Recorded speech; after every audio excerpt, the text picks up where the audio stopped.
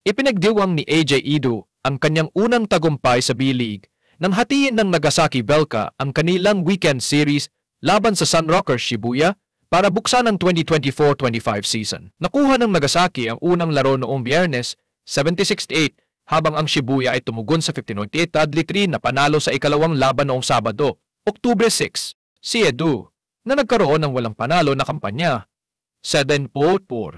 Noong nakaraang taon kasama ang Toyama Grosses bago ang isang injury ay tumapos sa kanyang season, ay gumawa ng agarang epekto para sa kanyang bagong kupunan. Sa Game 1 victory ng Nagasaki, nag-ambag siya ng 6 na puntos at 6 na rebound, na tumulong na masiguro ang unang panalo ng kupunan sa season at ang kanyang kauna-unahang tagumpay sa B-League. Sa rematch, nagbigay si Edu ng mas malakas na stat line na may 8 puntos at 7 rebounds, ngunit hindi napigilan ng Shibuya na maglabas ng defensive win para hatiin ang serye. Sinimulan ni Edu ang parehong laro para sa Nagasaki at ipinapakita na ang kanyang halaga sa magkabilang dulo ng floor, katulad ng kanyang pagsisimula sa Grosses noong nakaraang taon, nang siya ay nag-average ng 13 puntos at 0.9 rebounds bawat laro.